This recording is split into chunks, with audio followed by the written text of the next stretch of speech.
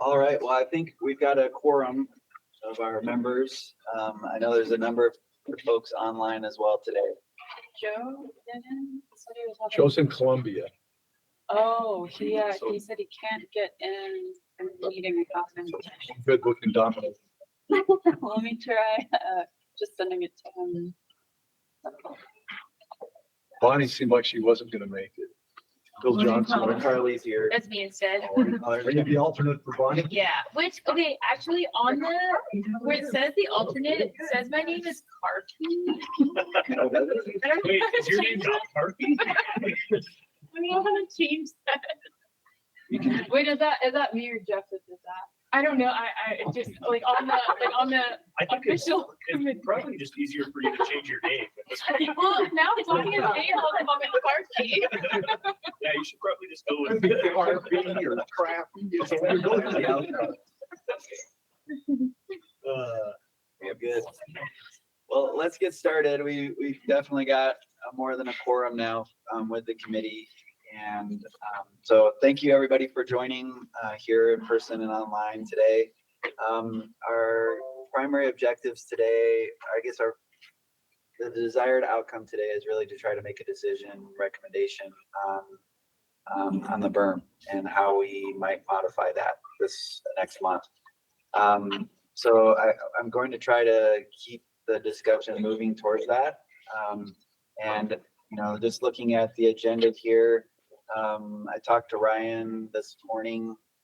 Where did Ryan go? And I think in terms of our update, I think we're just going to keep it to what are the latest salinity measurements. And then we'll move to an update on the protocol from Ben. The rubric on salinity objectives, I sent out an updated version of that to the committee. And I think we spent most of the meeting last time talking about that. And Tom sent some comments and I made some edits to it and sent that back out to you all. So I guess what I'd like to do is see if there's a motion to move that forward. Because frankly, that's the method that Christine's been using to calculate salinity. And so, but what I really want to be able to focus on is number 5 and 6. Christine's been doing a lot of work to try to approximate what salinity might be this fall and next year. That's to fall in line with our protocol. And then I know Layla and Craig have been working very hard to try to estimate flow over the berm. So I want to be able to go through those, but really be able to move our discussion to should we open the berm, and secondly, how much, and if so. So any questions on that? Well, let's do introductions here, just so everybody can know who's here. I just saw the Karki thing. Marissa Weinberg, Division of Forestry, Fire, and State Lands. Jeff DenBleyker, Jacobs Engineering. Students with the Great Salt Branch Cooperative. Carly Beadle or Karki. And also it's Westminster University now. Oh, wow. Wow. Many changes. Are you done?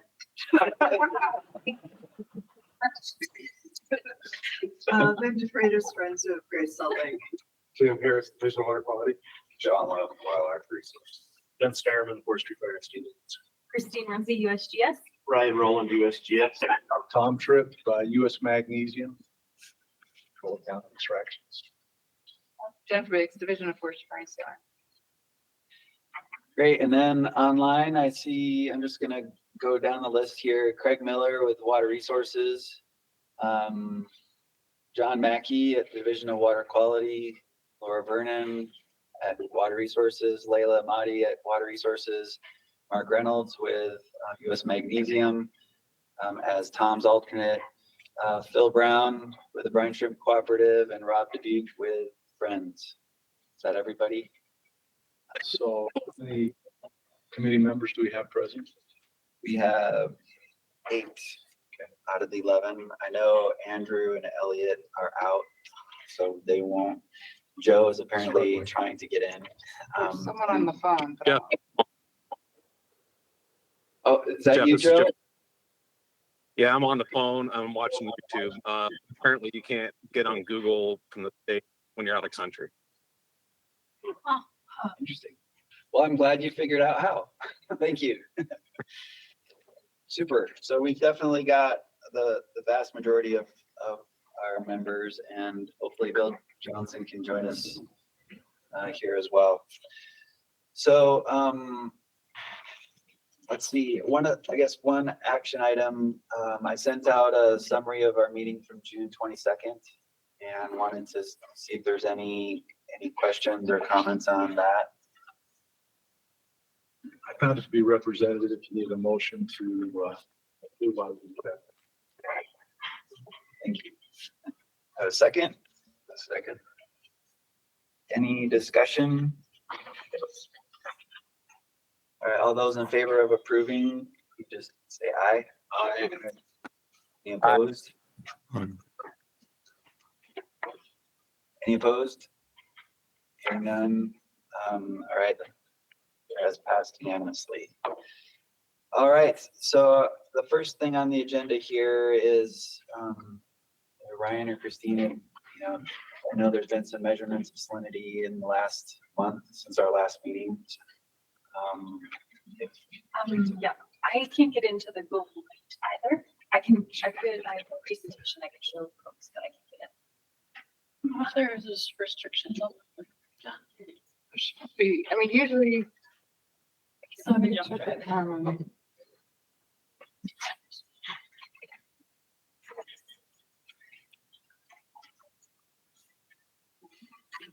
Wonder if it's.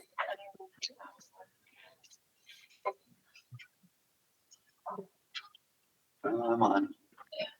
Oh, you're here. Well, because typically if you're in the invited list, just keep going on that tweet, but if you're outside, you have to be recognized. Got it.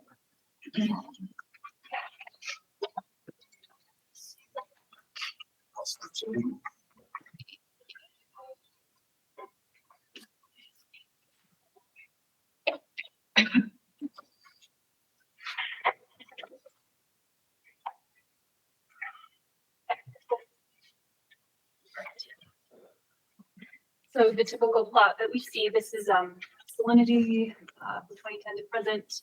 The most recent salinities are in the range of 131 to 134 for shallow samples. Most recent measurement we have is from Saltaire on July 10th. That was 133 grams per liter. The set of 4 flood samples is from July 5th. So this is the first month where we are seeing a slight uptick in salinity after our June 5th measurements. And if I zoom in a bit, you can kind of see that contrast a little more closely. So this is from 2021 to present. June 5th, we saw salinities of 132, 124 at 3510 and 2565. And now we're seeing them again from 123 to 134 grams per liter in the shallow layer. And we also completed a biannual sampling recently.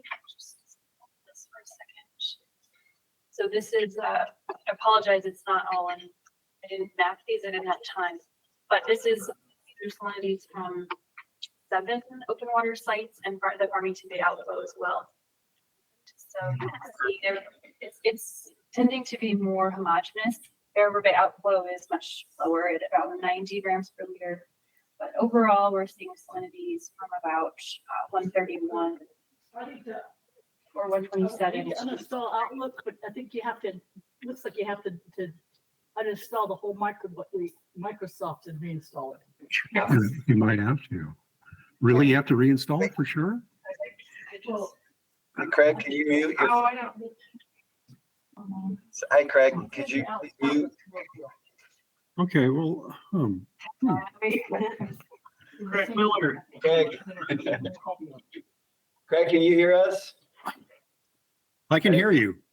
Okay, could you, you're not on mute. We can hear your computer difficulties. Thank you. He's right there. Sorry, I was trying to get it.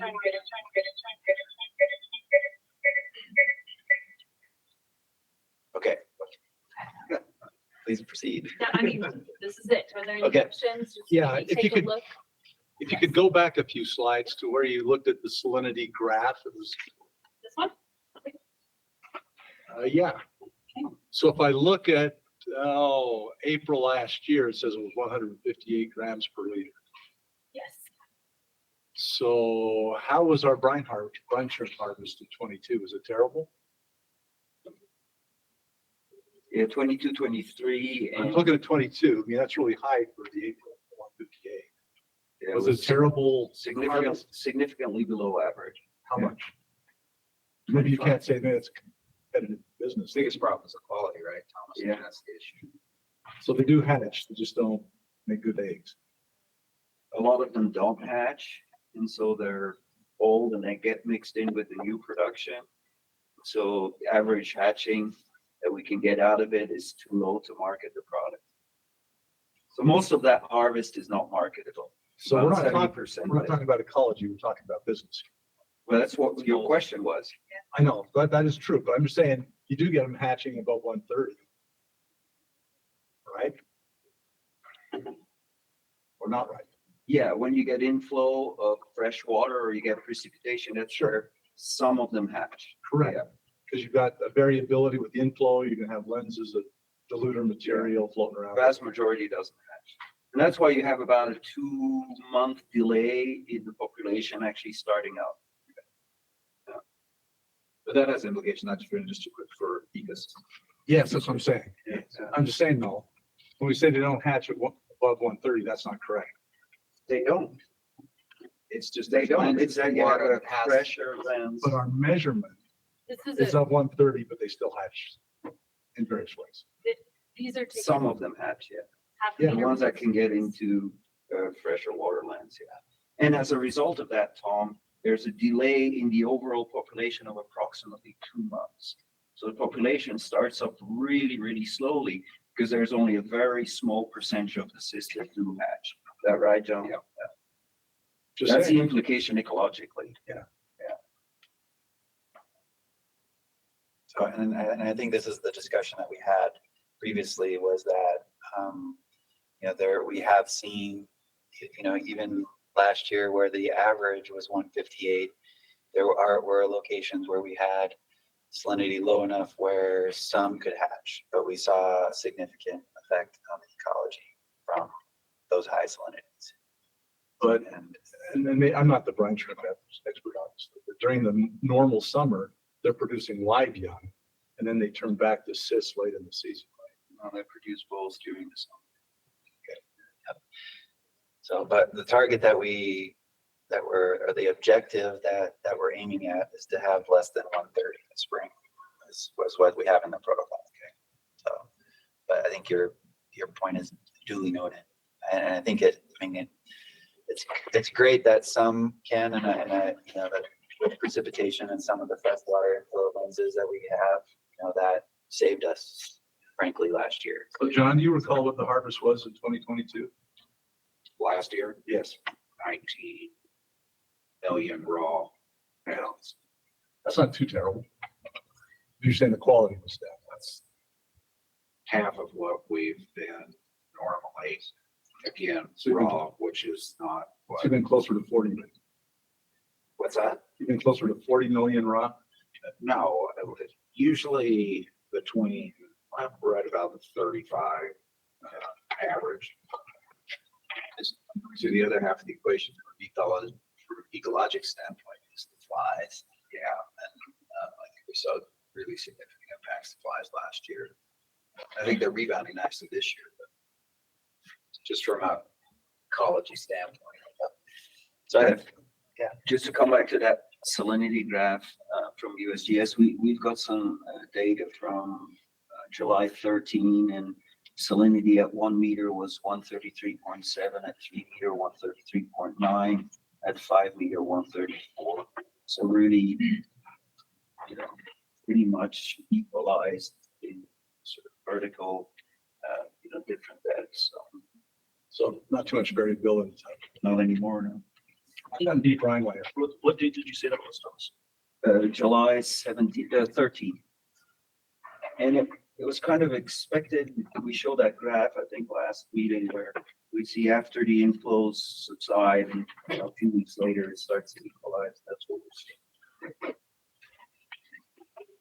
The other thing about, so birds will have kind of a 1 year delay. So last year, kind of a poor season. So I'm expecting when we do our bird surveys this year, we'll see the impact from last year. So I think, so the numbers are similar to what we saw last month. Yeah, Slightly. just a touch higher. Okay. Thank you. Oh,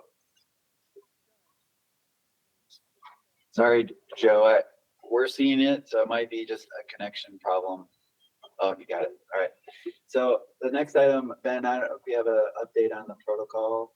Yeah, so I know everybody's been waiting for us to adopt a protocol, and we've been patiently waiting to get buy-off from the new commissioner. He's been in place now for just a few weeks, and this is probably one of the first major, decisions that would need to be made. And that we want to make sure that before we make a decision, because he has the ability to override those, that he's able to buy off on that. We don't want to do something and then immediately be in conflict with our new commissioner. So we are in discussions with Brian on getting him up to speed on how we arrived at this protocol and what's been done so far. We're also looking to get some of the survey data from the breach. I know USGS is going to do some gather some of that information, but we're also going to have Eric Dixon from Water Resources, who designed that initial berm, go out and do some basic assessments of how it might have settled throughout the year, so we can better depict flows and other things.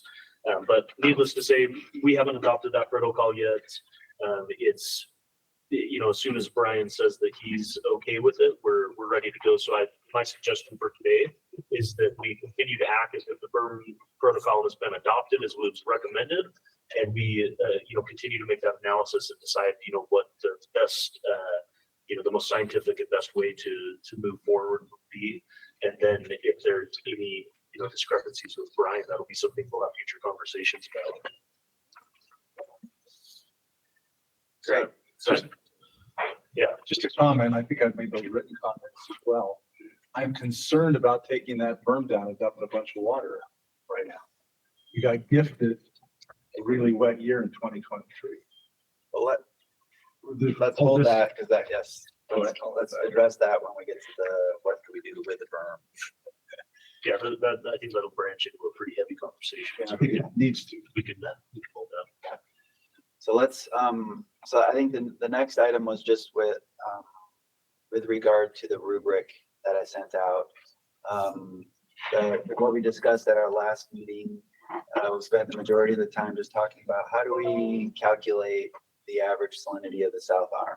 And Christine had kind of calculated a number of different ways, and we discussed all of the different, I should say, we discussed a lot of different issues and concerns and ideas. And so I summarized that in a draft rubric, trying to document what we talked about and how we arrived to the recommendation of basically, and here this slide basically is the gist of it, where the USGS is sampling on a monthly basis, 4 locations at 3 depths. And so we were going to use their data set for this calculation. That's number one. Number 2 is that our spring objective is to have a salinity of less than 130 grams per liter in the upper oxic brine layer. So we're not including the deep brine layer. Of note, we noted this year is that we don't have a deep brine layer this year. So all of the depths, at least through June, pertain to the upper brine layer, and we're included.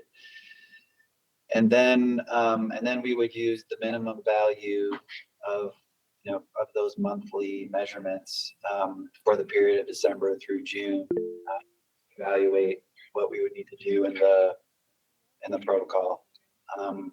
And then what we talked about, the other key thing that we talked about was that we want to calculate the average for the upper brine layer, but we also want to calculate an average for the entire depth of the water. And that entire depth number is something that would become more important because that's the value that we're going to use in the fall, to evaluate the overall salt load of the lake, and whether we've met our fall objective. And so the fall objective is that we want to be a salinity of less than 160 grams per liter, using the same sampling locations. The only difference is that we would be using the full depth, including the deep brine layer. And so the rubric, I tried to just document all the different decision points. I know Tom sent some comments on that, and I tried to address those and sent out an updated version earlier this week. And Joe, do you have your hand up? Yeah, Jeff, I have just a couple clarifying questions on this. I do see volume weighted concentration. So let me just back up from there. When we say across the oxic brine layer, are we talking 0.5, 3, and 5 meters? Are those the sampling points, or is there a different regime? As long as there isn't a deep brine layer and anoxic zone at 5, then yes, you'd be looking at those 3 nodes. So, using Baskin's bathymetric contour and the associated volumes associated with lake elevation, like a 7 meter sample is only representing 5% of the volume. So you might understand the salinity measured at 7 meters, for instance, would only be weighted 5% across the entire weighted average column, or is there a different process? And I may not be describing that well. Yeah, Christine saying yes, that's correct. Also, I just want to clarify, we don't actually collect samples at 5 meters below surface. I apologize, that was an error I had in the slide.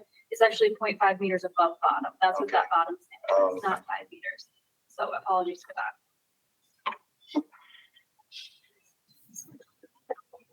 All right.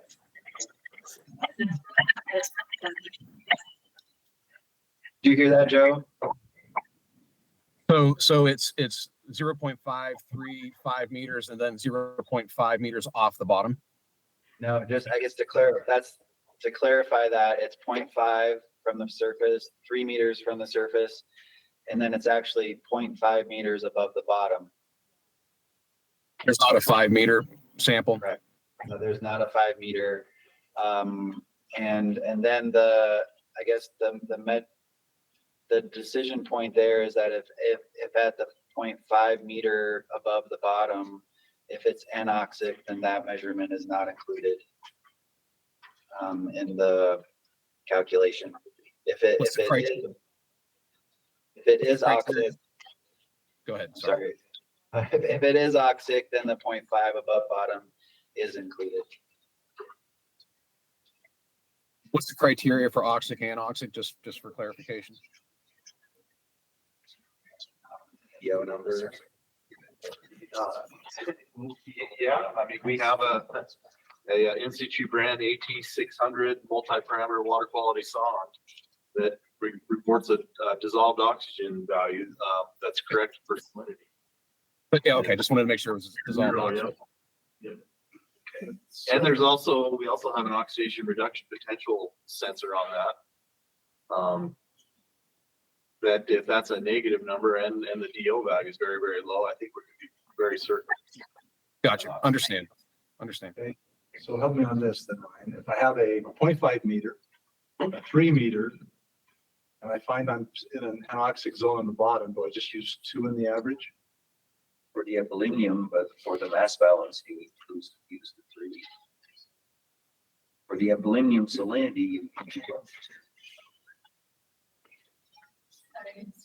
So it looked like you had 3 points we're gonna do. But the deep one is anoxic, and we only just used the 2. It would be for the volume of the, it would be for the, only for the volume of the oxic zone. And, yes, we work with G-Slump to try and record, I think, that depth each month. The depth of the anoxic zone and the depth of the interface, the specific depth. Yeah, so we can pinpoint where that interface to degree of accuracy. For that interface, water body profile. But for now, Jeff, Yep. just to clarify, if we were at that level, you'd only be weighting that average 5. That's only weighted like 5% of the total volume, roughly. That would be like a 4172.5. That's only like 146,000 acre feet in the South Arm. Just to double check. It'd only be 5% of that weighted average. Right. Give or take. Yes. Christine is acknowledging yes. Okay, thank you. Any other questions on that? Yeah, Thomas? Yeah, so when you do a mass balance, Christine, then you would include that 0.5 meter above bottom. Yes, so if I understand right, the fall objective will take the full water column, and in which case, yes. We will use the I sing my usual song. Why don't we just get rid of that deep brine layer? There's no reason to have it. It doesn't help anybody. It can be gotten rid of. So we're creating a layer there artificially so we can study. I think this year, that's not really the case. I think the stratification came from a big influx of fresh water. And there's not much evidence of a North Arm fed deep brine layer. It's just like a lag in mixing. Oh, I think what understand. we're seeing I agree. now. But the deep one we're used to Yes. talking about is North's highly saturated brine seeps in and stays in cold water. And I think we can, at least coming through the breach, you can do static mixing with the sugar. But I mean, until we get to a point where we need to increase salinity on the south arm, I don't think we'll really have much north to south flow, right? Correct. I mean, it might be years before we have this conversation again about. Hopefully not. But Yeah, I agree. Hopefully not. So Tom, I wrote that down as a suggested management objective. That we want to track that, I think, for the long-term salinity management. And then that'll be one of those. And I think it's consistent with our original berm management recommendations is that we put the berm in place so that we would eliminate or significantly reduce that north to south flow and the deep brine layer. So I think that's consistent.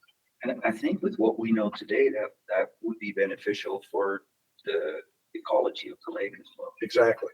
I mean, again, with what we know today. It's highly toxic at least. It creates methylmercury that you don't really need around. Yeah, it's a nutrient sink, and we much rather see what the effect of bringing in heavy brine has immediately, rather than having to have this lag of 1 or 2 years. Would be, I think, easier to manage too. Well, any other questions on the rubric? Need a giant blender. I think Bill Johnson's mentioned that. Would be a fan. Solar pumps. So I think the reason I think this is important is because how we calculate this salinity values, that's what we're using in the protocol. And so I wanted to make sure that we're all in agreement there. And so I think, in terms of the rubric, the document I sent out, I guess I would entertain a motion to approve that. There's one last comment though. If we're going to change the rubric of how we're measuring, have our standards that we've established for various things on our chart been established against the old system? we need to at least examine the chart to make sure our new measurement system doesn't direct and make some Are modifications. you referencing the matrix? Yes. I think the matrix is summarizing the literature that says the effect of salinity on all the different uses. So that's where, and then based on the research, the literature, we said, okay, the range from 120 to 160 is most protective of these uses. And so it didn't really contemplate how we measure it. I think that was one of the deficiencies that we had in that. Well, it wasn't a deficiency. That wasn't the intent of that exercise. Our SOP, maybe that's maybe where it should be documented is in our standard operating procedure for reporting salinity. Mineral extraction reported to the committee what they thought was optimal. Yeah. Against how we understood salinity. So it wasn't based on an academic study. It's not an ecological thing. It's a geochemical. I think this right here is really talking about making a measurement in the field. The matrix provides is a tool to be able to evaluate those values that we're measuring. So the matrix is what was one of the things that helped inform our protocol, our Berm protocol that we recommended this spring. And then what we're talking about here is how do we measure the salinity that we now use to compare against the Berm protocol. Well, one last comment. I'm going to vote in support of this. When Thomas tells me that without that deep brine layer, it's pretty much uniform top to bottom within a couple of grams per liter. So it doesn't make much difference. Right now it is, yeah. A month ago it was not. Yeah, because it's the spring runoff and it'll always be that in the spring. And the protocol tends to consider that. Right. Yeah. Exactly. And that's why we wanted to average across all the sites.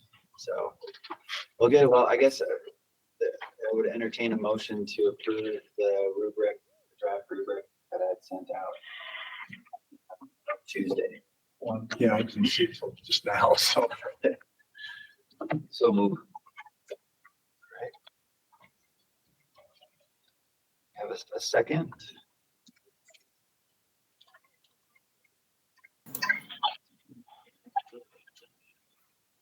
Thanks for lack of a second.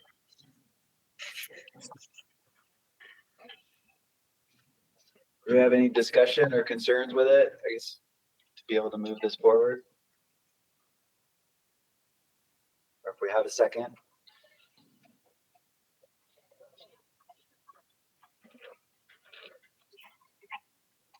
If I can't vote, maybe I'll just make a comment.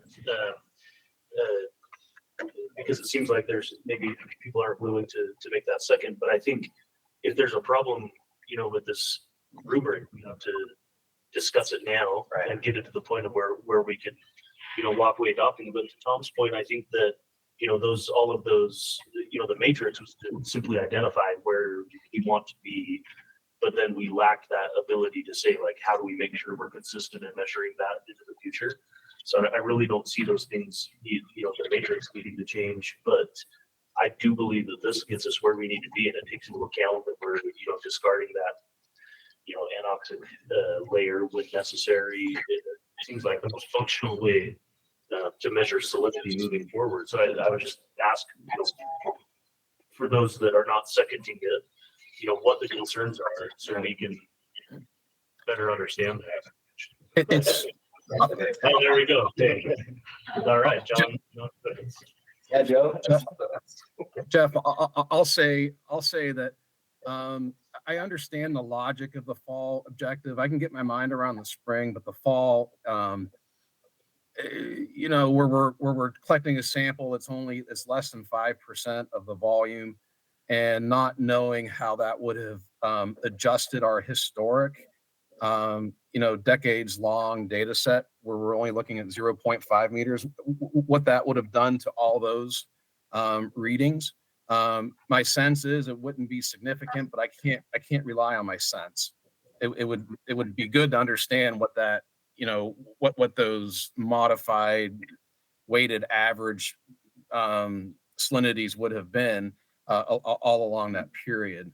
And then Tom and I have talked here and there about if we're changing the way that we're evaluating the water column, again, not necessarily disagreeing with it, then the brackets, the 12 to 16%, should those be adjusted or not? And I'm not feeling strongly either way, but I'm kind of going blind with just a sense. I just have a hard time with that. Right. And if I got any other discomfort, I just discovered this. It didn't have red lines on it. We'll see what adjustments you made. So trying to shovel back. Okay. No, I think, Joe, that's a valid concern, and I think that can be an action item, is that we go back, for a number of years and calculate what those values were. I think one of the things that the committee's talked about for a few years now is, we have a number of different groups that have been measuring salinity in the lake. Initially we tried to, and I think we are now all measuring it, or at least measuring salinity the same now. But we're measuring at different locations, at different depths, at different times. And so what we've been doing, I think is what Christine showed with her chart at the beginning of this meeting, is just trying to track the spread of all those salinity values and what is the overall trend. And I think what we're trying to do here is say, okay, we can do better than that. If our concern is 130 in the spring, we're talking about the oxic zone, because that's where the ecology, the critical endpoints are in the spring. In the fall, our concern is really more about the overall salt mass that is really setting us up for the subsequent spring. And so I guess all to say, Joe, is I think that we can go back and calculate those values and see, I think that would be a good exercise just to see how things have changed over time. But Jeff, I could be supportive if we ramp one rubric down and one rubric up, such that we begin. Sorry. Such that we don't integrate that fall salinity sampling regime, in the formal number at first, until we sort of understand what those values are, and then perhaps 6 months or a year or so that is integrated as the program. But at least we have some multiple data points from which to develop an opinion or understanding of that. But to pivot in such a discrete manner without having visibility in the past, again, that's one way I can get my mind around it, is if we kind of ramp one process down and ramp one up, but don't necessarily depart immediately on that fall. And of course, your other weakness is, tell me what the spring's going to be, precipitation wise. We'll get to that. But Bill. Yeah, I apologize for joining late, and I hope I'm not going to address something that was already covered, or that I've misunderstood something that transpired in the first 30 minutes. But we have a long history of collecting, among us all, collecting data on the lake, and that data over the past 2 decades has shown that the lake is very well mixed, except in particular circumstances. When there's a robust deep brine layer, then there's something to consider down there. And during the period of runoff, there's fresher water at the surface. But other than that, it's very, very well mixed. And so the point that Joe's making about the fall salinity objective, that 160 is based on the biology. And Joe's raising an issue, I think, if I understand correctly, about the fidelity of the data being collected. Well, we have a long history showing that we can characterize the salinity of the lake quite well. And so that number in this protocol is not based on whether or not we can characterize it well. It's based on the biology. And we have a long history of characterizing the lake well. Selenium also showed very consistent values throughout the water column across the lake. And if that's the case, we can certainly expect the salinity to do so. And I suspect we have records where we could demonstrate that. But there is no reason to believe that the years that Christine characterized are different from preceding years. There's just no reason to believe that. And so I would argue against any kind of raising of concerns about the fidelity of the data. We have the capability to characterize the lake at these two periods. Bill, and I'm not raising concerns about the fidelity of the data. I appreciate that. It's just how that is compared against the standard. And I'm hearing you that 120 to 160 is the biology based, right? But we're going from one paradigm to another. In my mind, I might be slow, but this is a little bit outside of my my area. But I do have questions going back to 2014. What would have the average salinity been all of these, through that period of time, when we've always been using the 0.5 meter benchmark? What would it have been, had we done this process before? And it's a recalibration. And I Joe, I think we can get that information for you very easily, because the USGS salt mass balance models going back to the 80s have always included the full integrating the salinity across the entire depth. And so that's actually been one of our challenges with the models. Even in GSLIM, we're doing this volume weighted concentration across the entire flow depth, or across the entire water depth, and using that to compute the salt mass and to be able to make those calculations in the models. So I think what the actually the departure that we have from that standard is that in the spring we're saying, in the spring we're not. The cysts are not going to match in the anoxic zone. And so rather than trying to look at the salinity across the entire water column, the critical endpoints are really just in the upper oxic zone. And so the spring salinity objective is really trying to capture that ecological critical endpoint. The fall salinity is still using the same, integrating the full water depth, and because we're interested in that overall salt load or salt mass of the lake. And so I think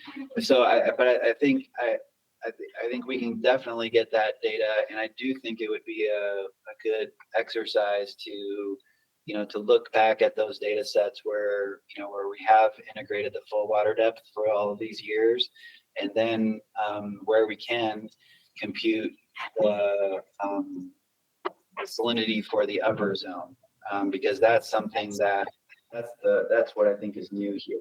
Am I correct? But as I said before, there's real decisions that are made off of this data. So that this is the basis of my concern. That go back to 513, and believe it or not, I actually did a pretty decent deep dive study on what the foraging depths of all the migratory birds on the lake, what those are. So I'm much more informed after that research. But I understand ear grebes have a depth of foraging range to 20 feet, probably the most athletic of them all. And this all goes back to last fall, the work that needed to be done to correct the salinity. And that was to, head off an EA listing to ensure that there wasn't a collapse of a migratory bird population, and rightly so. So I just have problems going beyond on that and changing long-held paradigms without just some very purposeful approach, and not pivoting in one moment to a different paradigm that's outside of this emergency situation that we're in. Okay. That we're in. Thank you. Anything else? All right, well, let's, I would suggest an amendment that I could support, and the data will be examined and reviewed annually before new decisions are made. I think that's actually already in the protocol. Is it, or is it? Is that, in the original recommendation we made this spring. Well, we're voting on this right here, right?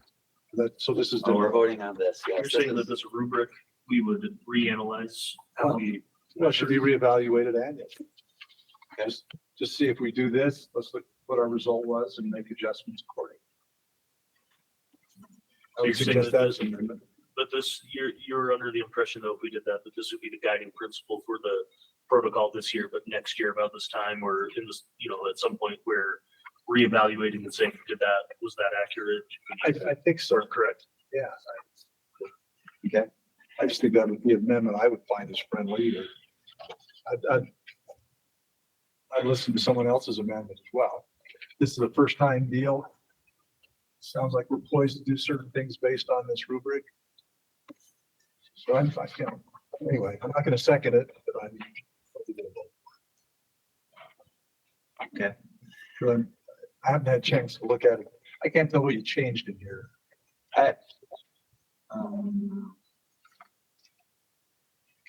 that up here quick. It wasn't significant.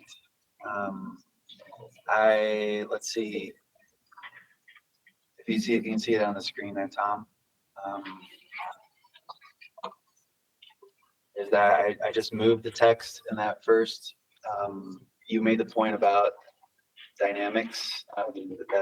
And so I moved that bullet item down to the next one where I talk about how it varies spatially, vertically, and temporally, which is really the dynamics of it. So I just moved that to there. And then the last, and then the next changes were, it indicates that shallow, less saline water, such as from freshwater inflows, are more apt to mix in the upper brine layer than the anoxic. And then you had asked about a reference for the 130, and so I referenced the matrix document. And then I just clarified down here that deep brine layer is the anoxic zone. Yes, Bill? Jeff, is there any harm on that one objectives page, simply adding the phrase, these values and protocols will be reevaluated annually at the beginning of the calendar year? No. I guess to go through the formal process, I would like a motion to make that amendment to it. Okay, I'm making a motion to add that phrase, these values and protocols will be reevaluated at the beginning of each calendar year. I'll second that amendment. Jeff, if we took the deep brine layer out for the fall, I would be supportive. But have a shadow value for a ramp up period, as opposed to adopting a new protocol right now. Yeah, that's a different amendment. So let's vote on this amendment. I guess Bill made a motion to amend the objectives to say that we will, and I can't type anything. That we will evaluate this at the beginning of each year, and modify it as appropriate. So do I have a second for that? I seconded Bill's motion previously. Okay. And any discussion on that motion? All right, well, let's vote on the amendment to add that motion. So I'm gonna just go through the names I have here on the list, and if you can vote yes or no. I know Andrew Rupke is not. Bill Johnson? Yes. Craig Miller? Yes. Carly? Yes. John Luft? Yes. Joe Havison, No. Ryan Yes. Thomas. Yes. Tom. And then Ben and Jim are non-voting. So the motion to add the text that we will evaluate these numbers at the beginning of each year and modify as appropriate will be added to this document. So then I guess coming back to Joe, what you were saying with, you were making another motion. And if I understood correctly, what you're saying is that we're voting currently, you would like to, I guess, remove the fall salinity objective from this? I would like to remove the fall parameter of collecting a sample 0.5 meters from the bottom and including that in the weighted average. Okay, Not against, but we develop a data set and we develop what that integrated value would look like and then adopt it in the future, adopt this protocol in the future. So I guess another way to say it is that we would use the same calculation procedure that we're using in the spring. We would use that same procedure in the fall where we're excluding the deep brine layer. Yes, and Present. continue doing the 0.5 meter and presenting that number to the council. And once we develop a statistically relevant data set with this new protocol, then we adopt this procedure in the future.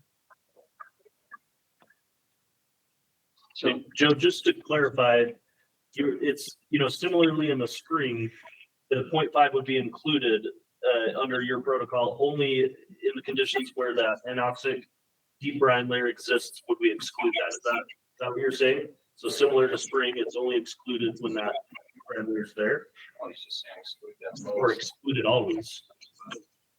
Exclude it. Not always. I want to collect it and I want to build a data set with that integrated, should it be sampled, and then adopt that in the future, but also understand, is there any sort of changes to the guardrails at 12 to 16%? What is the benefit of excluding it when the deep brine layer is not present?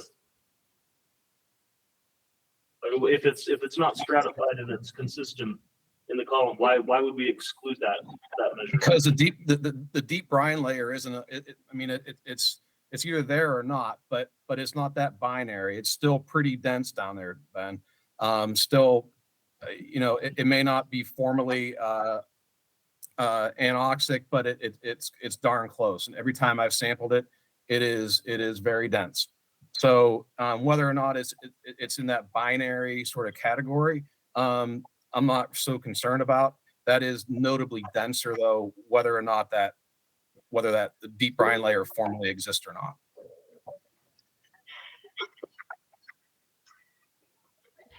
Bill? I think we need some clarification here because, Joe, you're using both the terms density and anoxia. When the deep brine layer is gone, it's defined by its density, its salinity. And when it's gone, it's gone. It can be slightly saltier, but not dramatically saltier, like in the case where it's present. It can be anoxic because the anoxia gets driven by sediment organic matter. So we define the deep brine layer by the density, its salinity. And so when it's gone, it is actually gone. It is not denser down there to a significant extent. And so let's not mix those terms, anoxia and density. They're very different processes. So I would like that we have just a succinct sentence. Joe, if you could put what you're hoping to achieve here in a succinct sentence, that would be helpful. And maybe it's a matter of leaving the deep brine layer out. This is your proposal, leaving the deep brine layer out for decision-making purposes, continuing to collect it for information purposes. Yes. Exactly, Bill.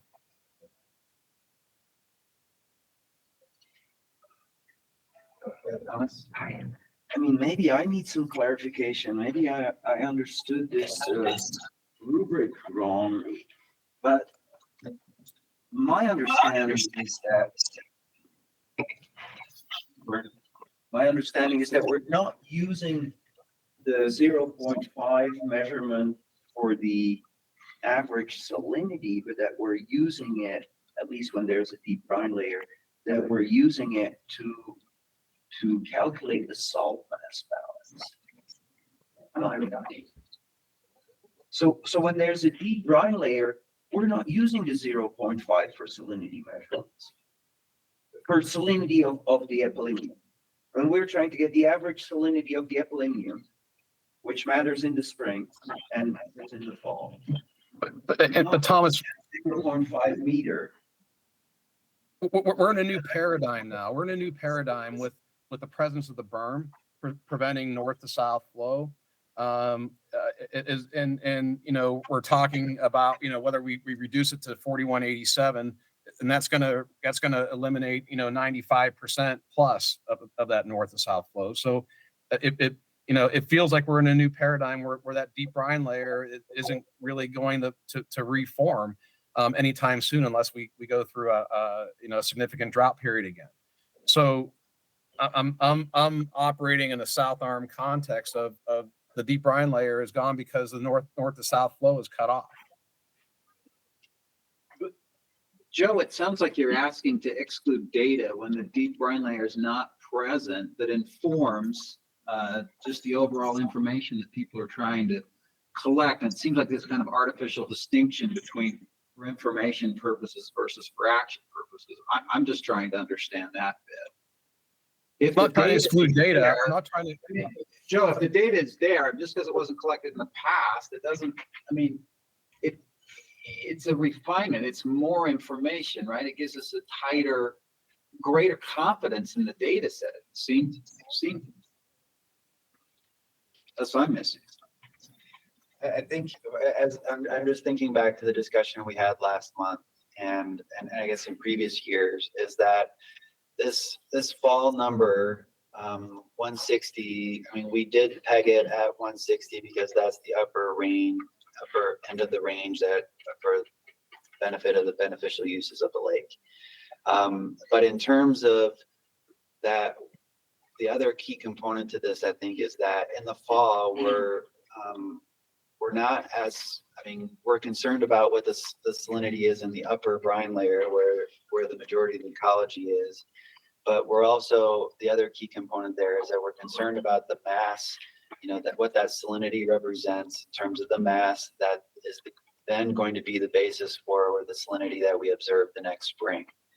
So I think the reason why we didn't just use the upper brine layer, I'm just going to call it that for now, excluding the deep brine layer. The reason why we didn't use that upper brine layer in the fall is because what we're really targeting now when we're managing the berm is we're really talking about the mass balance. And so the spring objective, we're looking at a salinity value that the ecology is going to experience. But then when we're talking, and if we're below that 130, then we can say, hey, we've met that objective. But now as we're making a decision about the berm, we're trying to forecast how much mass do we, so now when we're talking about the berm, we're now talking about mass, at that point. And so when we're talking about the mass of the south arm, we are now looking at the full water depth of what is the overall mass of salt in the south arm.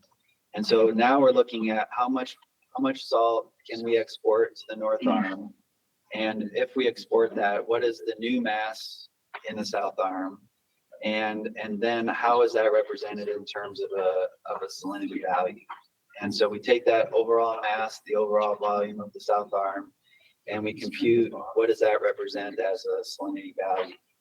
And so that is then the number that we're comparing against this 160 to say, okay, are we above 160 or are we below 160? If we're above 160, then I think we have a pretty good sense or confidence that if we're above 160, then we have concerns about the following spring. And so that's why we had targeted 160 in the fall, using the full depth. And then the next part of the protocol is that now we want to project what might happen next spring.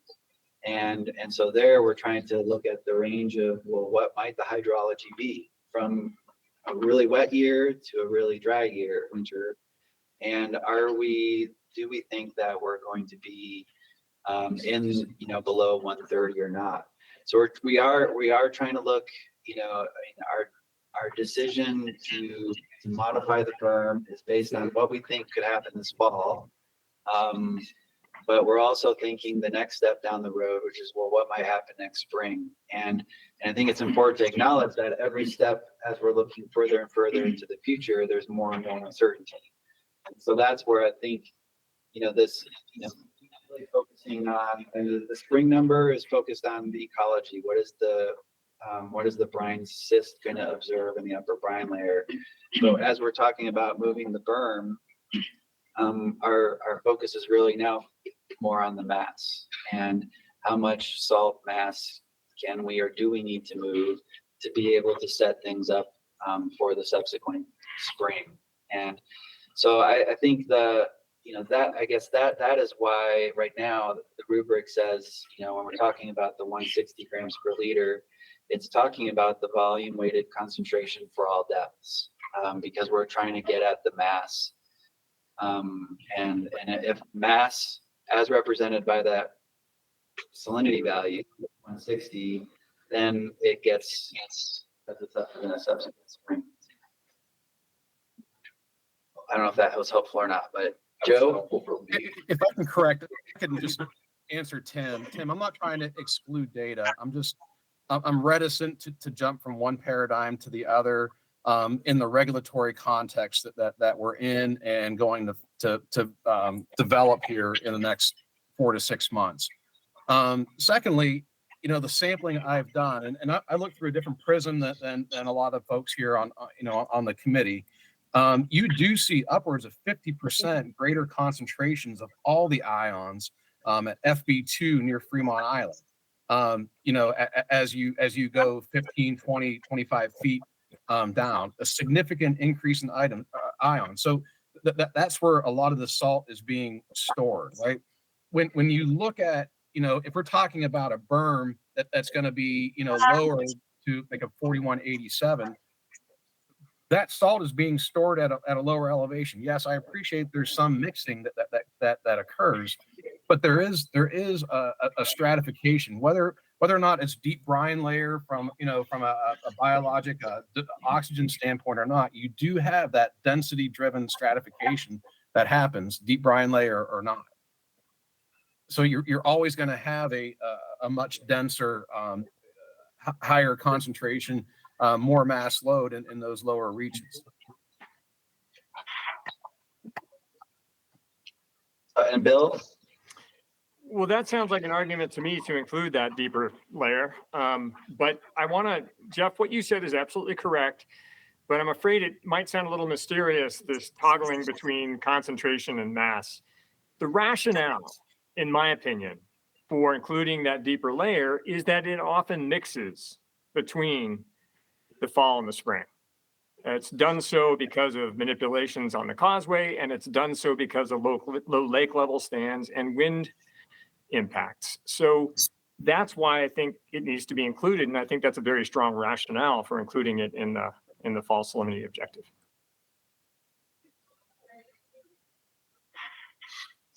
Okay, well, I think another important point here is that what we're trying to do now is, when we look at trying to make a decision for the berm, the calculations that we need to do right now are based on, Christine will walk through these, but what she has to do is she has to look at the salt mass in the lake now. So that's looking at the full depth, and we're looking at, well, how much mass do we need to export, to be able to to estimate what the spring values would be next year. And so one of the key numbers that we need to look at is, if we export this many million tons of salt this fall over a 2 or 3 month period, what does that do to the overall mass in the South Arm? And is that going to help us, and how much? And so I think we're going to, I guess in terms of making a decision on the berm, we still need to look at the overall change in the mass, and then we need to, and at least for my brain, to understand how that fits with that 120 to 160 range in the protocol. And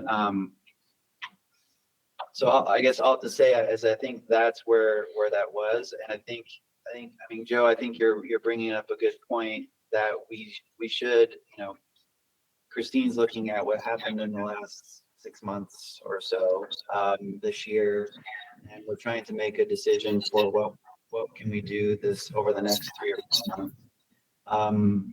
I think going back and looking at the G-slip data that they have going back a number of years is certainly something that would be instructive, would be helpful. So for us to see, what is the difference between that upper brine layer versus a fully integrated number, and so that we can, because I think one of our guiding principles as a committee has been is that if and as we get new information, we always have been constantly reevaluating things, and I don't think we've ever been in a point where no, we're not going to, if we have data, that's showing something different, that we haven't gone back and said, hey, maybe let's reevaluate this. But I think in terms of making sure that we can make our calculations and make our evaluation or recommendation on the berm is that, I mean, whether this fall salinity objective says 160, I think trying to come back to that 60, are we there or not? And I think the other point, I guess the other thing here this year is we don't have that deep brine layer this year, or at least right now. And so I think, I guess I want to, in terms of what we need to discuss yet today with our recommendations, I guess I would like to take a vote on the rubric, and I think then we'll have an action item to evaluate the historical data so that we can understand what those differences in the data are. Jeff. If you want to see it. You did it already? Just for a couple of months past, we want to look at it. Yeah, Joe? Jeff, my alternate, Chris Yandell, has just a quick question for Bill, if we can spend one minute on, on that question. Sorry, I did If not we could see it. Hey, thanks, Joe. Thanks, Jeff. Bill and Jeff, thank you very much for the explanation. So, Bill, my question really goes to the 160. Was it computed or based off of that deep brine layer in the past? Meaning, if that calculation would have been done with deep brine layer data included, would the 160 be 161, 162, 163?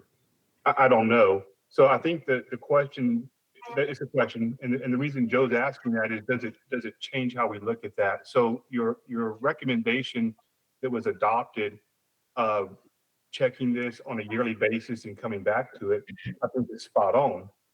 And I think what fits is doing this the way it's been done in the past and gathering that data to vote on a year from now, because that seems what the current paradigm is. We don't understand.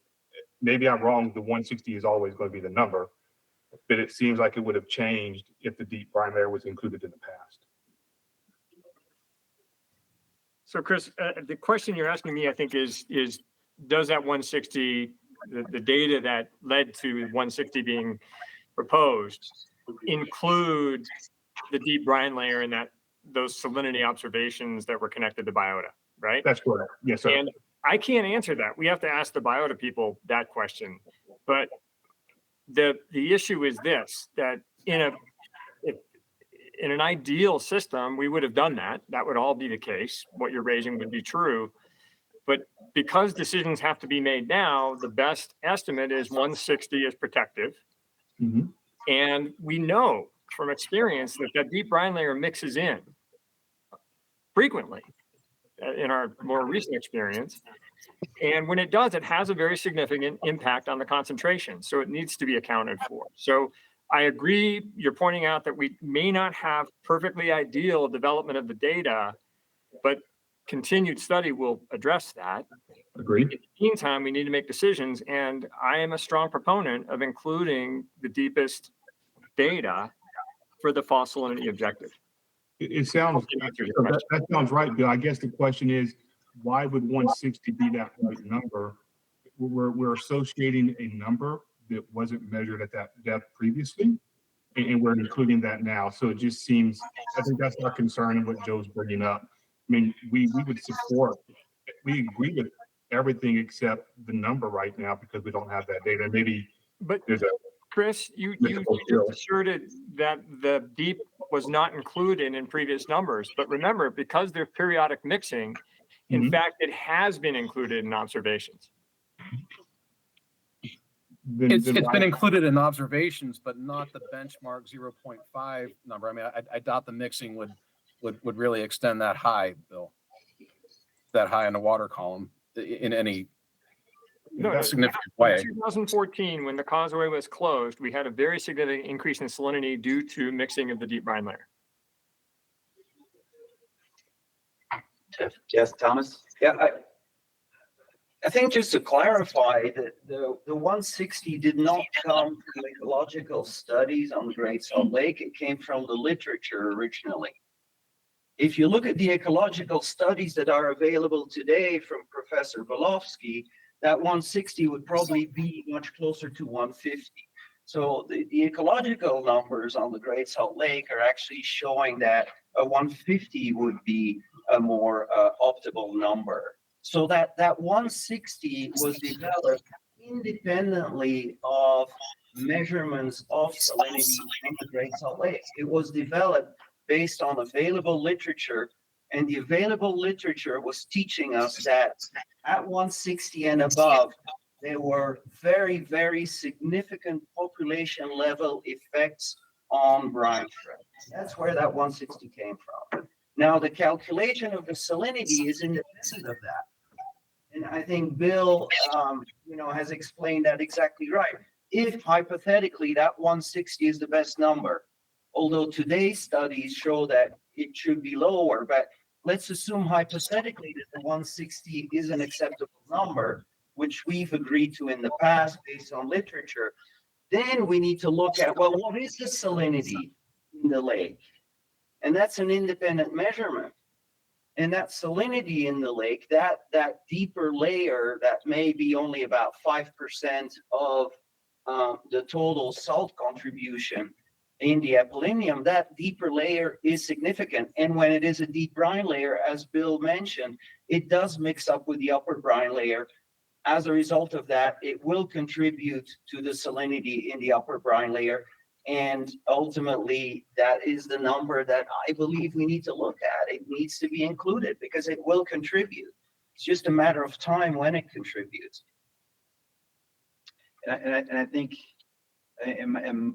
my understanding is that, well, I know the salt mass balance models, and Craig and Christine and Ryan can verify if I'm correct or not, but the reason why they integrate the full volume, the full depth when they report a salinity is for that reason, is that the deep brine layer is dynamic. It is subject to wind events. And so historically, when they've gone out and sampled salinity at all the different depths, that was reduced into the value for that location. So I think that there certainly is a precedent and a long history of using that fully integrated number. And I think, and again, coming back to how are we going to use this value? This value is, the intent is to, right now is to be able to compute a mass and to be able to come back to say, okay, what's protective of the uses? And I think, as Thomas pointed out, the salinity matrix that we came up with was based upon literature.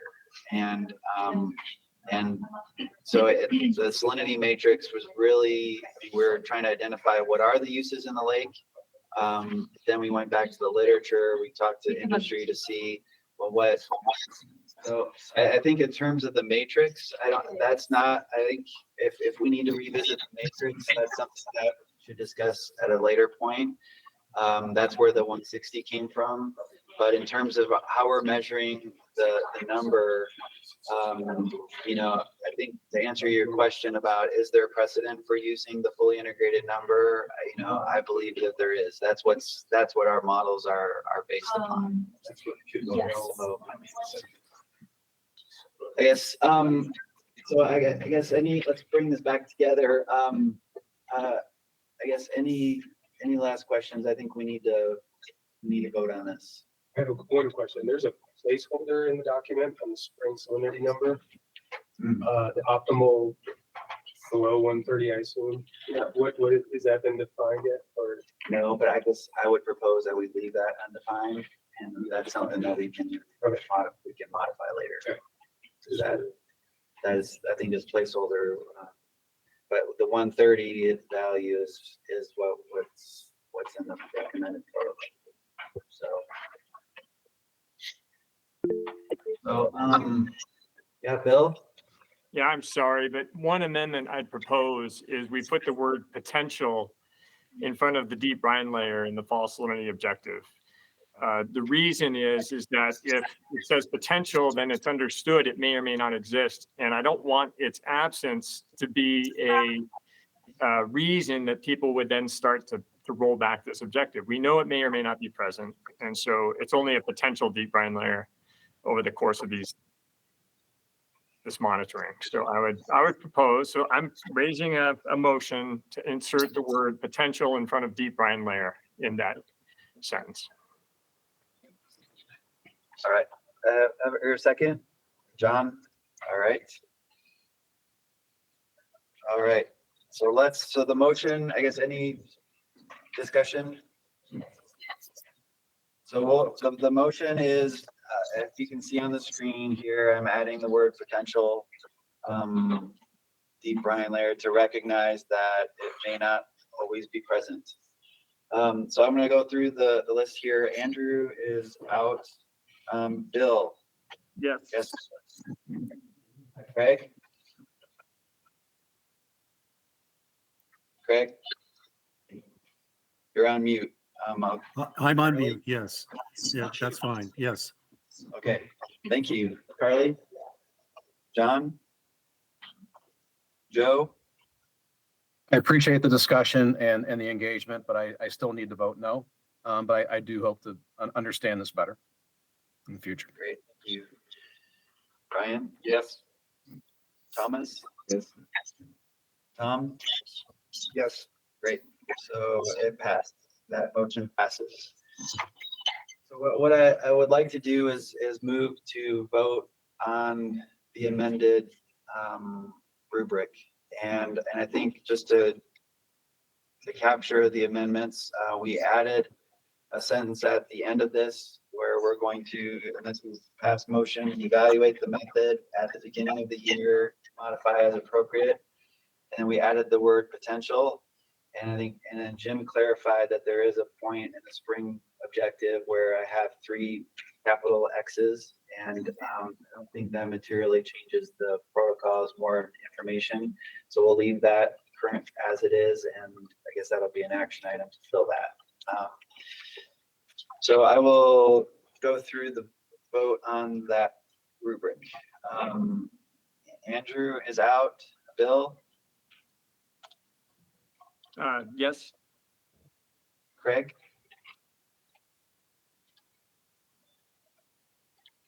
You're on mute still. Carly? Yeah. Yes. What's your Yes, vote? Craig. All right. Thank you. John? Yes. Joe? No. Ryan? yes. Thomas? Yes. And Tom? Soft, yes. Soft, yes. So I think, I mean, thank you for the discussion and thanks for bringing up the concerns. I think it is important for us to understand, to look at the historical data to understand what this means. And so that's certainly something I guess we'll work on before our next meeting. But now I think what I'd like to do is shift the discussion over to the berm. And I guess the first step though is Christine has gone through and computed these numbers using our protocol or the rubric. And so Christine, if you could give us an overview of what you came up here, I can stop sharing. And you want for the looking forward now? Yeah. Yep. Well, and what were you able to compute what the minimum salinity was this spring? Or should we assume that we're at 133? So I did it for July 5th. Okay. Which might be a little bit high, but a volume weighted concentration of 137. Okay. Use the approach. It's in the protocol. Okay.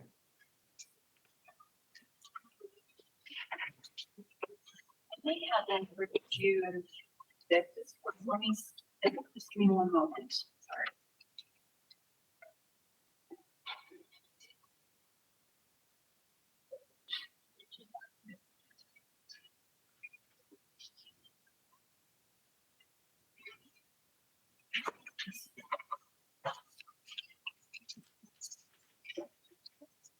This would be that. So these are data from June 5th. All right, so the volume weighted concentration as of June 5th is 134. And I think that will be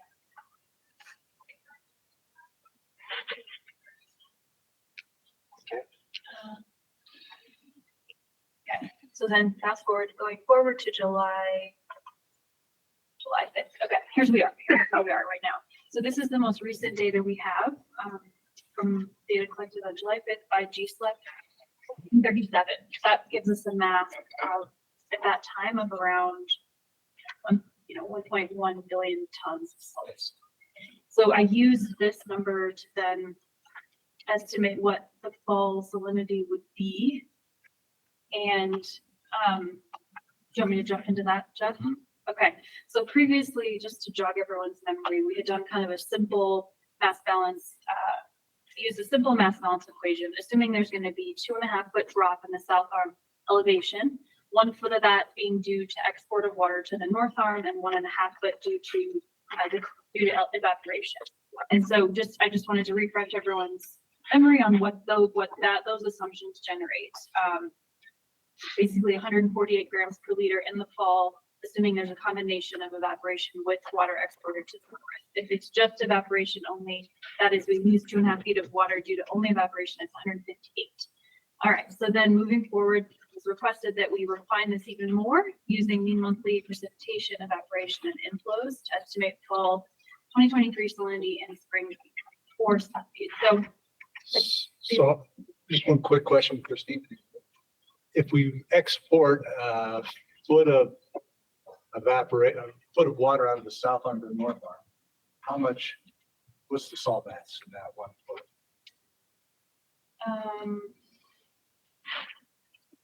I don't know offhand, but I could probably find it in my spreadsheet if you all like give me a minute. I could probably find it.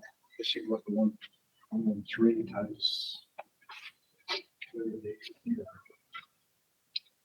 Looked like it was 4.41 million acre feet. So Yes, 410,000 acre feet exported.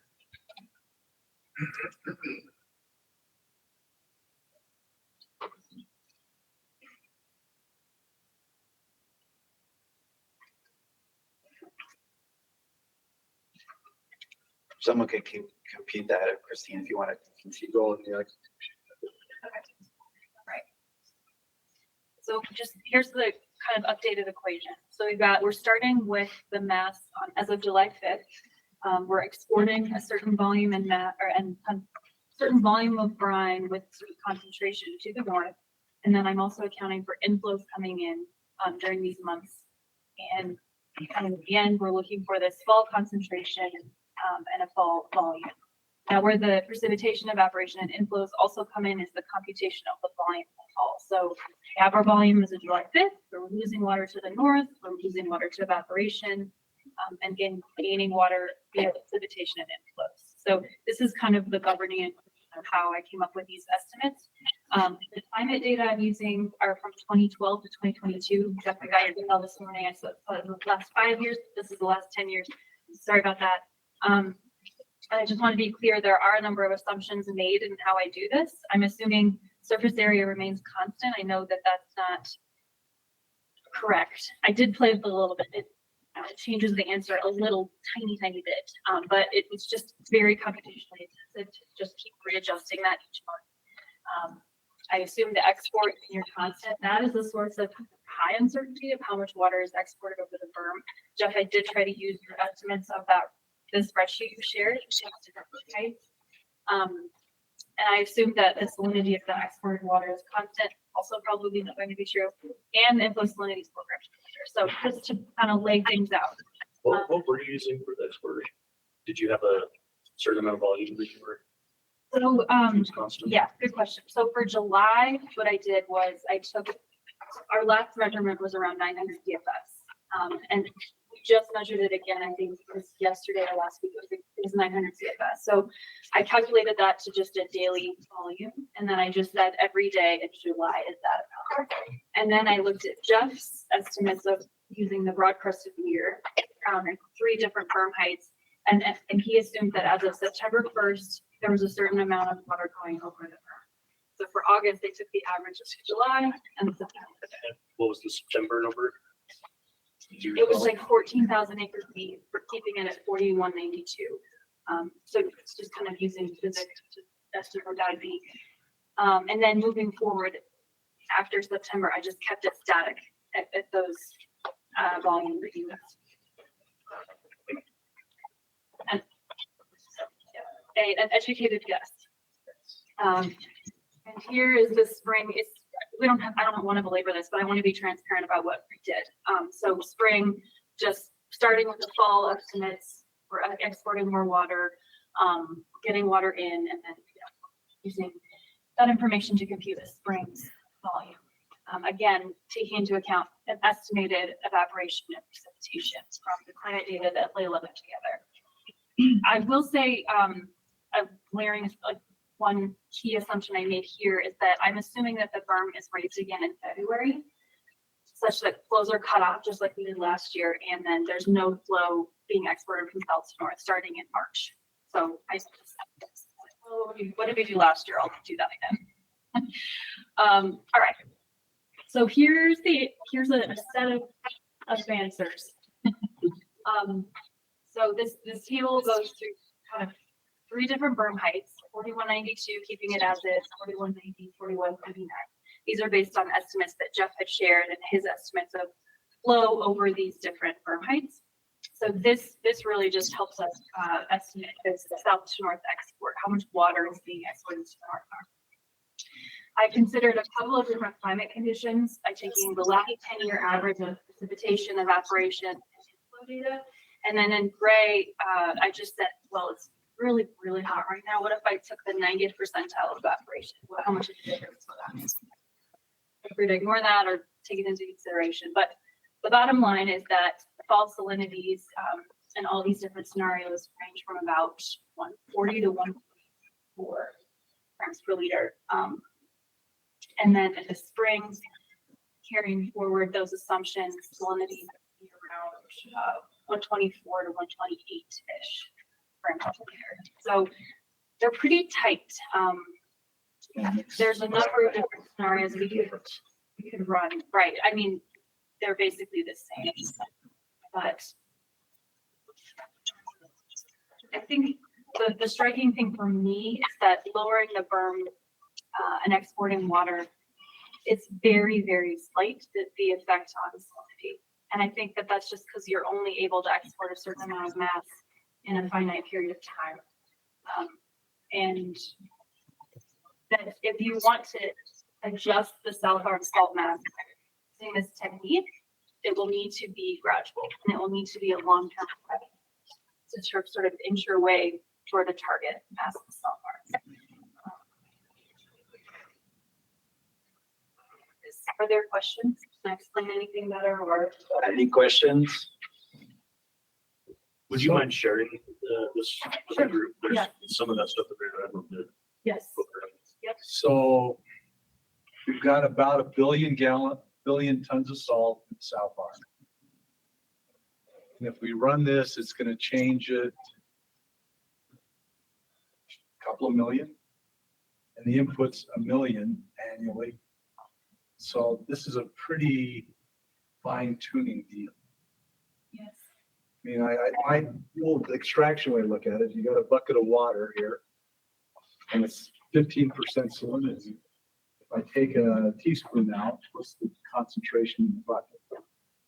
The same. If I take cups out, what is it? It's the same. So you've got to look at how much massive salt you're taking and make a good assumption about what your inflows. So my own thinking, I've already expressed in my comments. I think we got to get this year of a lot of water. I don't know if I want to dump that water to the North Arm in any great quantity because it'll buffer a bad year next year if you have a dry spring and a bad runoff. I think I'm pretty happy to just stay static quo. If it's going to overflow a little bit, it overflows a little bit. If it goes through the west breach, it goes through the west breach. But having this extra water buffers the disaster, keeps the shore wetter, so there's less of the dust problems. I just know that's my feeling. Gut feeling. We're better off to do nothing to cut that down. One question I would have that because this is all. I mean, your thoughts are pretty valid. I think that this makes a lot of sense. Christine's, she backs that up a lot. But one question I would have is, if we only have in the fall, if we only have 0.7 feet of headroom, and we get another just average winter and it starts coming up, then a lot of that fresh water that we get into the system is just skimming right around the corner and going out the breach into North Arm, where we don't have as good of mixing or the opportunity to mix in the spring. I think Far west. Well, that's what was happening this year. A lot of what was going through is really, really diluted. It's shocking. You can see that from the area. It was obvious. So I think that is something we would want to consider is that if we left it at 4192 and it's only, it's going down 0.7 feet and then we might lose the water that we want to keep and then losing that opportunity for the water that maybe is more concentrated. I totally agree. I'm not saying that that's right. I just think it's maybe part of the equation that we're not thinking about this. But if you dump put off of the South Arm, and you have a dry winter. Oh yeah. Then you'll be in worse shape. Well, it's a gamble, right? It's the safe, conservative thing. Just leave it, and you can do it next year if you're getting that direction.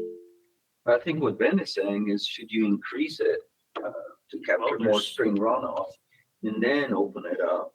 That's another thought. I think that there might be significant pushback, I would imagine, from folks that didn't like that last year. But I think that those are all, my perception of this is that we're really lucky this year, but now we have less room to use that berm and get that same effect that we did this year.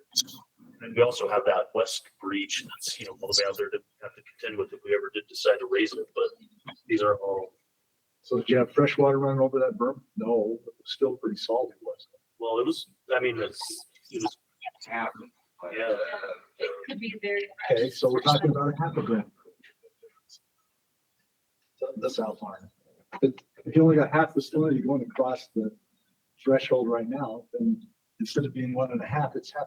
Yeah, I get what you're saying. It's just an observation. I think that it would be great to do to try to run those numbers and try to understand. Yeah. But if you get the volume down low, then have a bad evaporation year. You're going to run your concentration up quicker and you'll have no options. It's a gamble for sure. Bill? Yeah, and both of you are absolutely correct, right? And the reason we're in this position of having to make a guess is that short circuiting of flow. So, I'm all for the engineer and he wants to screw around with the lake and build this causeway to to Fremont Island and force the circulation, right? I do, serious discussions need to be happening about that. Yeah, Bill, and they, to be honest, like, I think right now, everything's on the table, like, we're looking for the fixes. I think that a causeway across the lake is something we would take very seriously. But yeah, I agree with you that we're losing the circulation value that we would hope to get as it's going right around the corner. I think this year that was really apparent when it started topping over the breach, how fast that was happening. And it surprised me. I didn't think that was possible. This around the corner is 20 miles away. I know, and that's why it's so. It's more than half the width of. I was really surprised to see it happen. It's just the density. In solar ponds, if you get an inch of rain, you can go out there and you get a clear, pure, and it takes 2 weeks for the next day. Yeah, but Bill's comment about that causeway crossing, that would be a disaster for many other reasons. But it would be great. We already have a causeway, and that's why we're not in terrible trouble right now. You didn't have the causeway there, this whole thing would be saturated. We wouldn't have to worry about gathering brine shrimp up, because we'd be in about a 50-year hiatus. So the causeway, that artificial causeway, is what makes the brine shrimp, which preserves the ecology in times of drought. Otherwise, we wouldn't have any of this to talk about. So it's an interesting conundrum. The naturalist in me says we should take that out and let nature take its course. Except we have to dispossess 3 million people off the Wasatch property. So I think it's important. I always, when things are complicated, I always have to step back and try to think, well, why did we do this?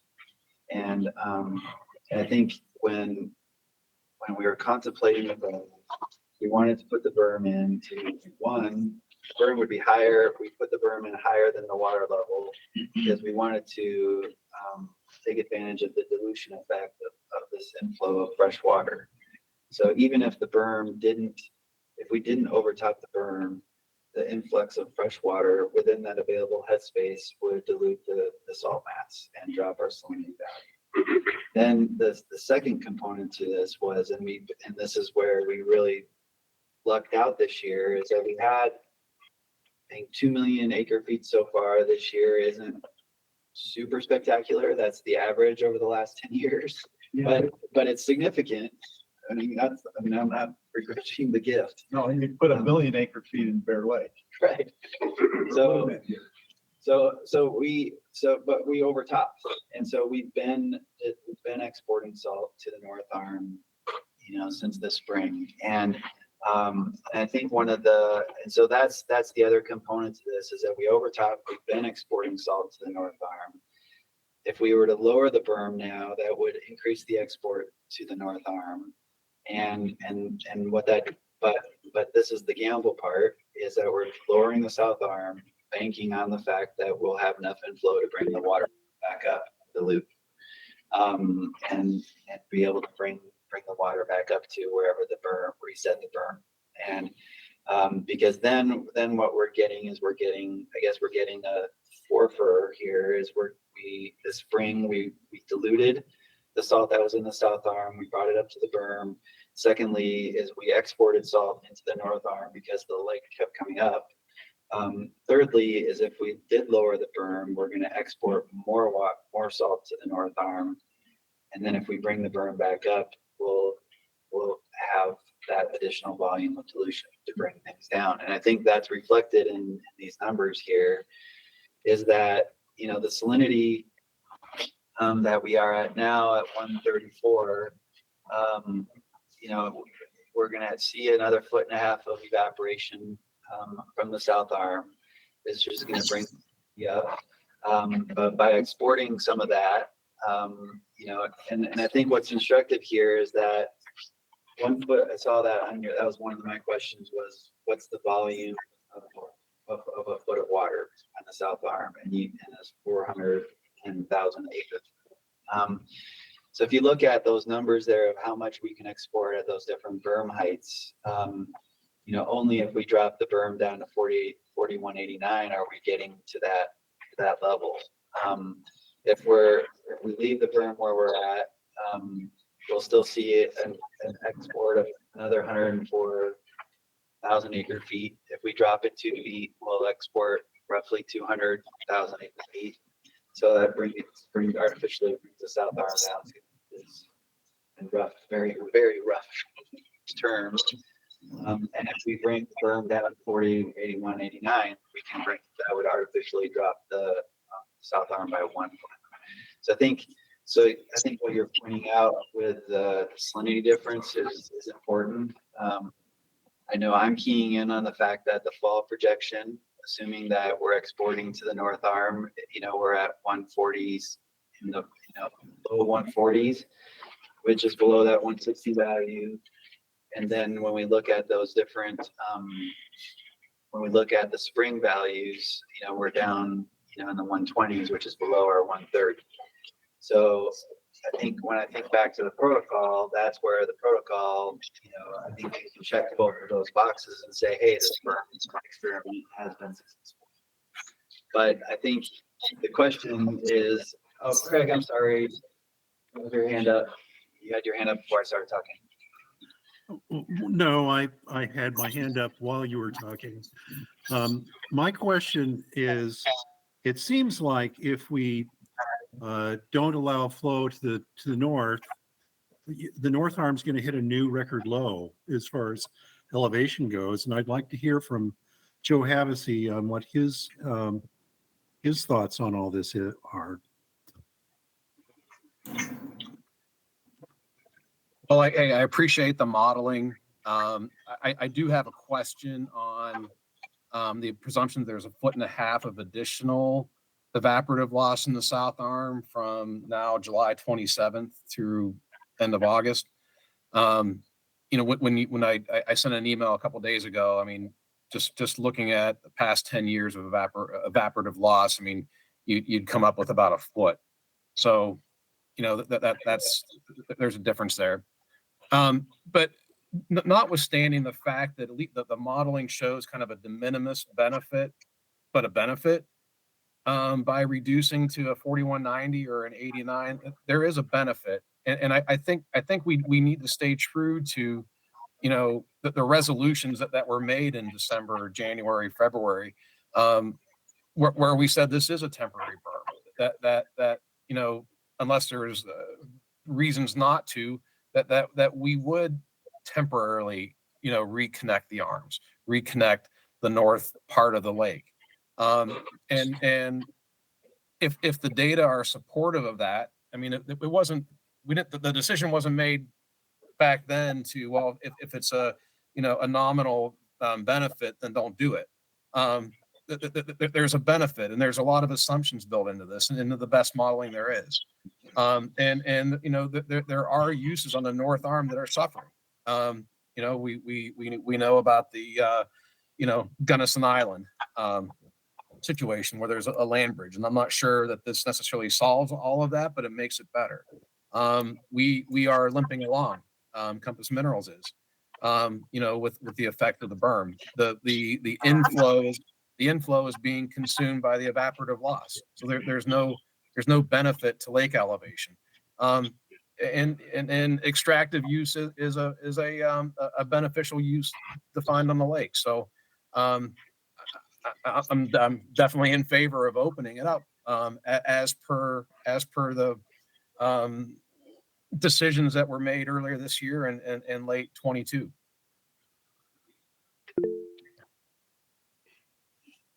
Thank you. I think that answered the question. Tom. Yeah, I was just going to point out, in all respect to Christine, I think her 2.5 foot assumption was valid when she composed her method here, but I think we're down about 5 or 6 inches right now from our June peak. We're not going to get 1.5 foot more between now and September. About what, 8/10? Yeah. About 8/10 right now, but yeah, because the evaporative cycle started later, it's not gonna. You're not going to get that full 1.5. So I think that means those numbers will even be a bit lower.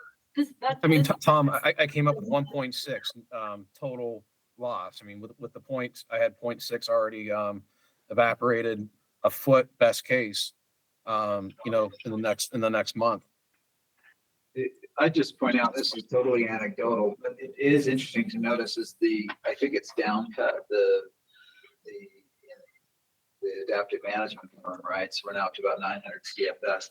It is interesting to look at those elevation graphs in the north arm because it started going down much quicker, but its decline is really shallow, and it's got to be because of that inflow. It's the inflow plus it's the higher concentration has a much lower evaporative rate than the south. Yeah, so it's just interesting because it started declining, north arm started declining like April, but it hasn't declined very fast. It's really going slow. So I do think it's interesting. Will we see a new record low in the north arm? I don't know because we got that water going over the berm. Yeah, and another point to what Tim just said is that I think that at some point, like some of the modeling that I've seen, I think that we look at this as like a temporary gap of when the north arm gets the water. So say it didn't stay at 4192. It's more now of a question of, do you want your water now or do you want it later? Because if we released a bunch of water, then we would, potentially increase the evaporation rate on the north arm, but then we would end up having to just build the berm back up and pound that water again, most likely, to be able to capture that water coming in. But right now, with such a small amount of head difference, at the end of what Christine's projecting here, you're going to start getting water quicker in a time where it's not evaporating as quickly.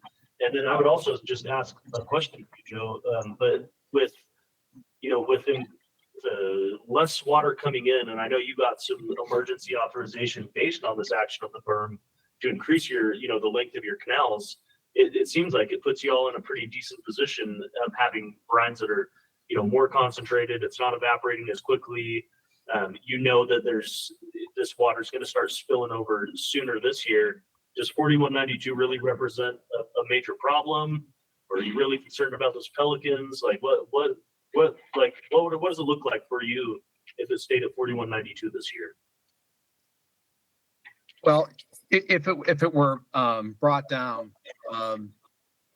we can adjust our cadence of pumping. So we can do sort of a earlier preseason pump outside of evaporation season. So like October to November, as opposed to sort of, having it evaporated in the natural setting in the north arm, we can pump, late fall into early winter if we were to stay on the cadence that we've been discussing. And that would be a great preseason fill. And if the berm needed to go back up come February, then yes, there would be a benefit. And we are cognizant of the Gunnison Island, Ben, and respectful of it. So we do care about that as well. Yeah, I asked as well, just because I know that one of the conditions of your permit was that you have to fill in your intake canal, which could be pretty expensive. And honestly, I don't think that that's the best case scenario for anybody if we were to lower the berm back down, to a level that would dictate those preconditional or those pre-berm conditions. And so I think that analyzing, what that north arm, where it's at right now, and where it might be in the fall, be an average year, a below average year, and where we find those benefits, we might end up finding that the salinity doesn't get that impacted in the south arm by releasing that water. And we may find that the benefits to the surface elevation of the north arm end up being pretty nominal after we look at it for like a 5-year average. Because I think we're at a point now that it's, you're going to see that we just have that temporary delay. So you got shorted 1.5 feet for this year, but as it averages out, I think it's probably going to be a wash.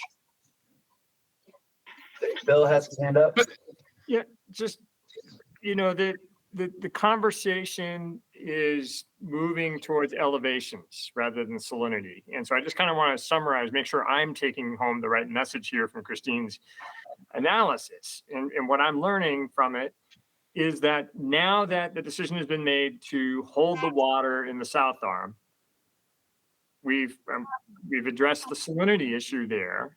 And what occurs in terms of exports of the north arm from year to year doesn't make a whole bunch of difference in terms of salinity, right? We're going to really be at the mercy of what runoff is and evaporation is. And our export, because it's limited, isn't going to change things too much one way or the other. So it primarily becomes an issue of elevation in the south arm versus elevation in the north arm.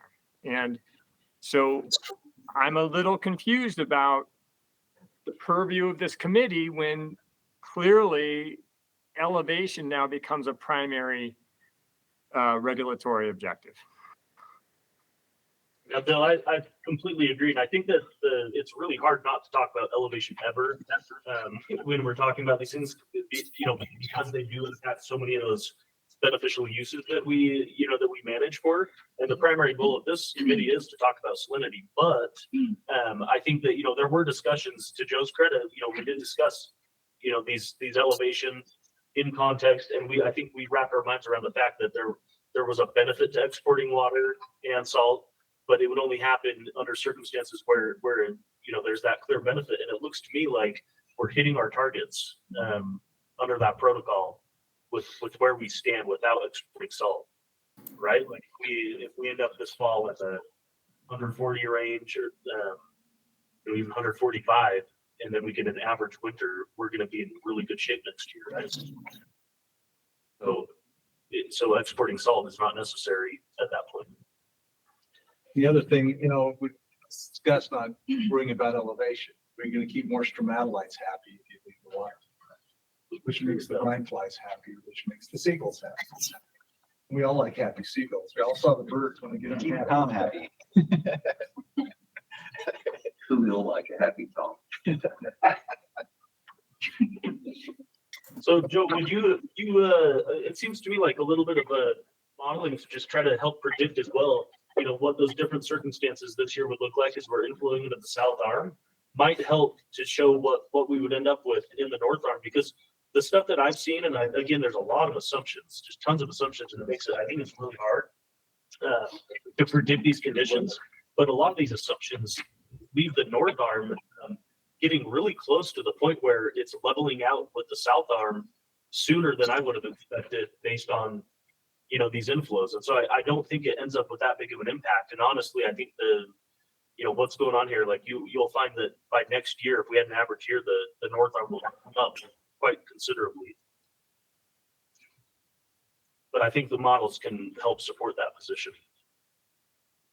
I mean, we could translate these estimated volume into elevation rise in the north arm with all the flaws inherent in this approach. But yeah, I do wanted to do that. And then maybe just another question, but when there was almost 2 feet of difference, we were still only seeing velocities of, what was it, like 1200 CFS through the spring? Through the breach, I yeah. think the max we hit was about 900 CFS. Oh, 900. And so Well, I don't know, actually, you look at the velocity. Somebody. The flow data, our measurement of flow, I think our maximum is around 900 CFS. Well, regardless, what I'm getting at is that even if we drop the berm another 2 feet, say like get out there in the next couple of weeks and drop another 2 feet, I don't know that we're going to increase the velocity that much. So we might still continue to see that we're only keeping up with evaporation. And there's honestly just maybe not even enough time in the year, to export that amount of water. I think we've hit a kind of a cap on what can push through that breach. Maybe we can increase it slightly. I'm not predisposed to starting the flow in August necessarily, because that's right. You're going to have unnecessary evaporative loss. Day one post evaporation season makes sense to me. But again, just staying true to the to the commitments and decisions from this committee over the years, that's important to all stakeholders that we do that.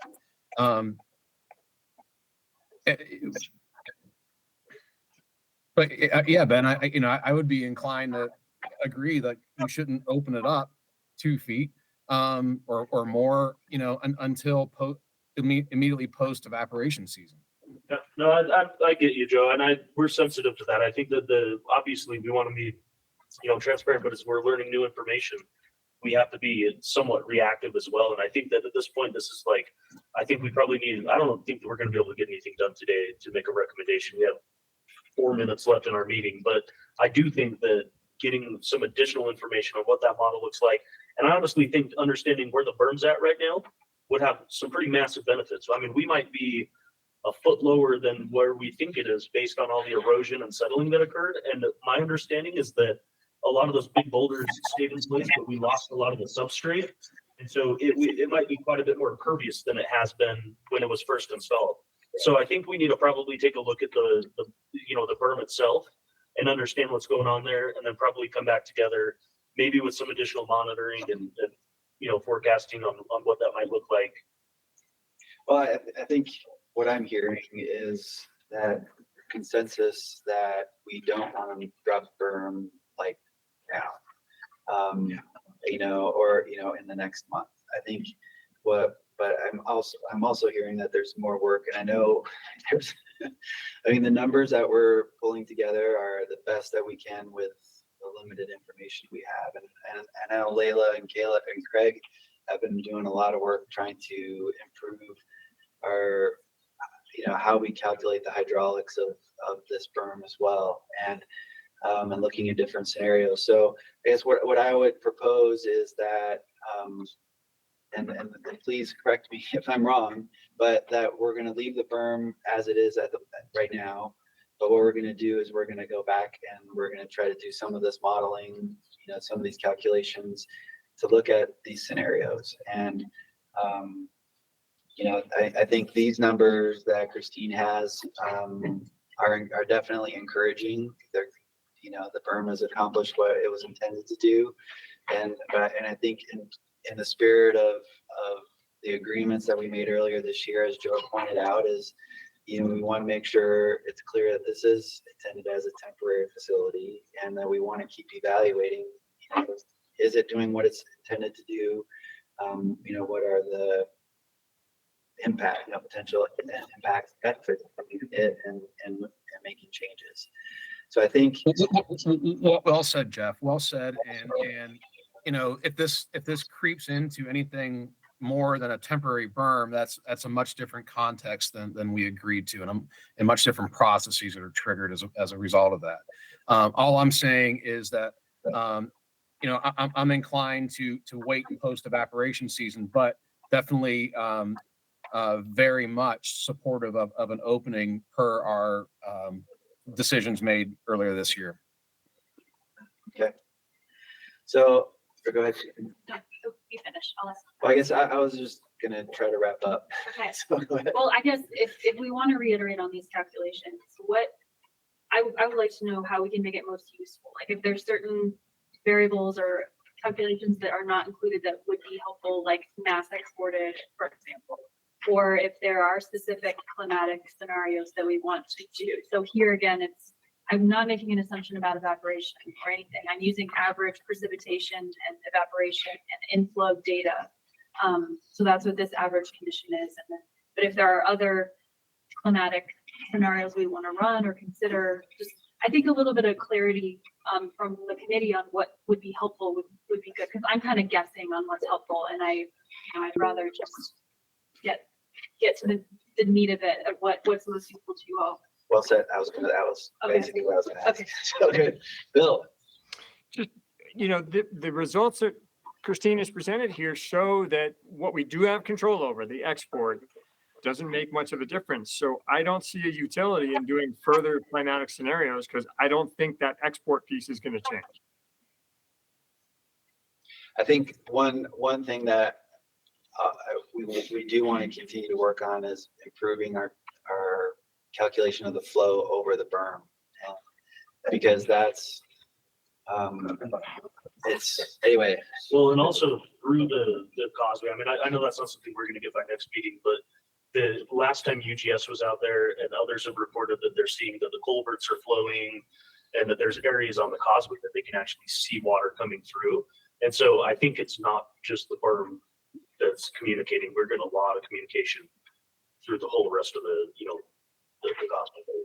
So yes. So what, to Christine's point, is I think an action item I guess would ask the committee members is if you can by next Wednesday, I guess come up with what are the key scenarios or key questions that you think we need to work on to understand the utility, the value of the berm, but then also really get at how we can use the berm, to manage salinity. And, so 'cause I think that's, in terms of assumptions on the climate, in terms of flow, how we calculate flow over the berm, north, south arm, water levels, what are the key, what do you think are the most important things that we should look at and be able to try to answer?